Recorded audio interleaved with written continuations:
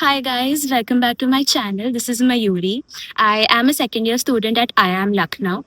Today we will be discussing the CAT strategy which I followed. I had given CAT in 2023 and then taken admission in IIM Lucknow in 2024. So like full disclosure before this video, every CAT strategy like what you follow is basis on your weakness and your strength. Something which works for me may or may not work for you. So you have to first like listen to different strategies, practice them, like give it some time so that you are actually able to apply it and then make a decision as to which cat strategy you would like to follow. So let's begin with the video. I will be talking about the following things. If you're looking for anything in particular, please skip to that.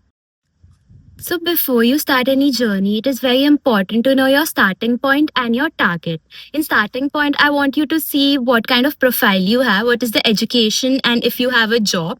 Second is, are you good at maths? How is your English? Are you also quick at puzzles? And basis on this, you should set your target, which would be like what kind of B school are you targeting? Are you only interested in tier 1 schools or you're even okay with exploring tier 2? Basis on that, like your profile, you get like a predicted percentile which is given by different calculators. Next part is knowing what exactly are you fighting. You should be well versed with how many questions are there, how many sections are there, what is the time for each, can I skip between sections, what is usually the difficulty level which every exam has. And also, if you have to assess yourself like currently how do you stand, there are two ways to do it. If you're someone who's very confident and who is very good at competitive exams, you can give mock test of PYQs. It also has a timer, like I think there are multiple free versions that are there.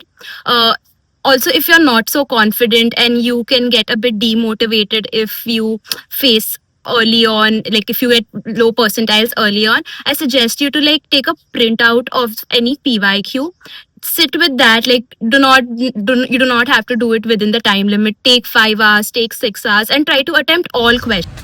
What you assess here is how much you have to prepare, how well versed you are with the current set of cons, with how quick is your thinking in LRDI.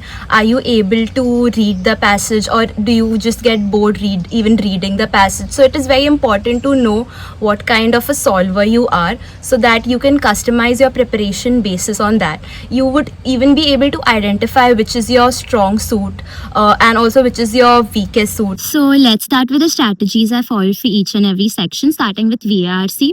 My first tip is reading something which does not interest you. Like in my case, it was history and philosophy. Second is actually building your critical thinking, not just focusing on the right answer, but the approach as to why that was the right answer, which sentence in the passage gave it away, what are the elimination methods that you use. So it is very, very important to have a good resource in VARC. I had used JJo's VARC 1000. I think I had watched the videos more than 5 times because it was really good. And every time I used to watch, I used to get to the right answer, but my reasoning was not on point. So I made sure that, even when I'm rewatching, I am able to get to the right solution with the right approach. So that is very, very important. Third, what I did was while attempting the VARC passage on my day, I used to do passage 1, passage 2, passage 3, passage 4, and then I used to read the questions first and understand the difficulty level of the questions. So I used to do medium, difficult, easy, and then choose what is the passage order that I'd like to follow. Like you might find it very time consuming, but it has always worked in my case. So it hardly takes 20 seconds. Like since I had practiced this so much, I could do it within 20 seconds. It is very important to understand what kind of questions are there. The passage might be easy, but sometimes the questions are so difficult. Like which of the following are wrong, which of the following is supporting the argument. Like these kind of questions, you need to actually go through all the options, evaluate them, eliminate them, and then derive the right answer. But there are some straightforward questions like what is the color of the t-shirt. Like obviously it won't be this this easy. But these are very straightforward questions which has just one answer, and it takes less time to solve these. So it is very, very important to identify the correct passage, and don't just identify it basis on like the type of the passage, although it is very helpful. But sometimes even philosophy passages can be easy if the questions are easy, and even sometimes like animal related passages can get very tough if the questions have like multiple levels to it. So let's start with my LRDI strategy. LRDI is difficult because you can never prepare for it. What I feel is most important is building your IQ and building how you are going to start with the question.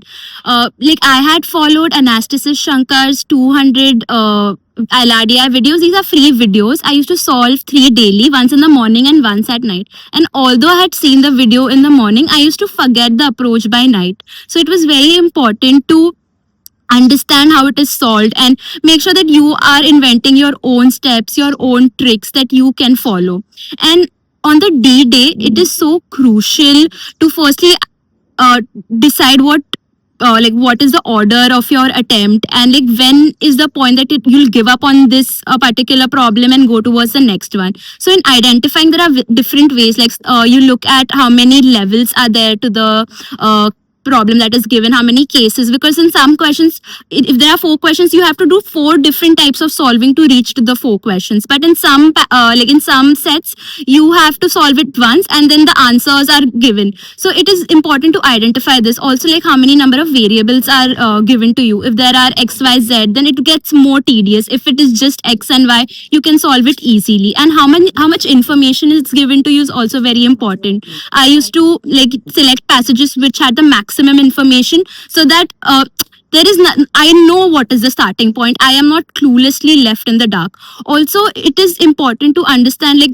beyond this, I will not be able to come up with any answer. Beyond this, I will, even if I spend another 10 minutes, I will not get to the solution aspect. And this is when you drop and move towards the second set. So this is very important, because what happens with most people that they get stuck in one set, invest the entire time in that one set, and they do not even get to the solution. So it is very important to know when you have to switch to the second set. So coming on to the last section, which is quantitative ability. This was my worst section. I hated it.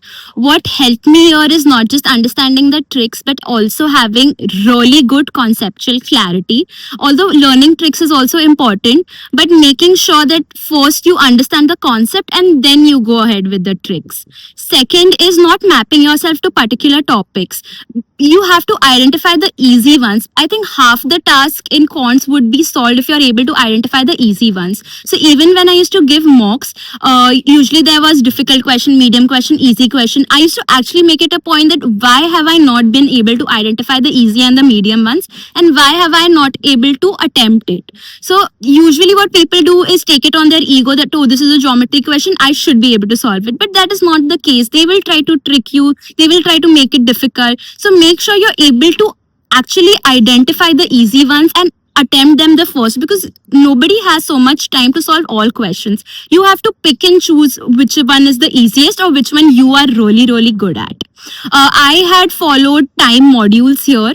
Like I had really like the difficulty level. There was level 1, level 2, level 3. Like it may not work in your case, but if there is a very difficult question in quants, I used to skip it. Like I used to not even prepare for it, because I knew even when I have 15 minutes, I'm not able to solve it. There is no way I will be able to solve it in exam in 2 minutes. But yes, I used to try to like understand how I can solve it, but I used to not beat myself to like being able to solve the most difficult questions. It's okay. My focus here is not being perfect. It is being perfect at the easy questions. So when it comes to mocks, there are 2 types of mocks that you can give. First is the PYQs, and second is the classes mock test series that they release. I prefer taking mocks which give good video solutions. I prefer when someone is explaining it to me rather than me reading blank statements. I had taken up of time and CL. I had liked the video solutions of time, of quants and LRDI, and I like the video solutions of CL for VARC. These are the 2 mock test which I had given. PYQs I had solved of all years, of all sets, and mocks I had given around 20 to 30, which I feel is like an ideal number you should target, simply to test out different strategies, test out different approaches. Like sometimes people want to solve RC first, then VA, then RC again, or some people want to solve VA first. So it is very important to try out all these things in different mocks and then come to a conclusion that what works best for you. So before we conclude this video, I have one advice for you, which is not ignoring any section. All these sections are very useful, be it VRC when you do your case preps once you enter the P school, your LRDI when you are faced with ambiguous, uncertain questions, you do not know where to start, where to end. And quants is helpful in every aspect because you will have case com, which will have some quiz rounds, you will have placement aptitude test. I think ABG has one. So all of these is very like all of these sections are very, very important, and make sure you're building your IQ at the same time and not just studying for the sake of it. These are some things which will stay with you for long term. So make sure that you are actually investing time and preparing yourself well for CAT. Thank you for staying till the end and watching the video. I will be making more such videos on my B school experiences. Do let me know in the comments below if you're interested to know anything in particular. Also like, share and subscribe, and stay tuned for my more videos.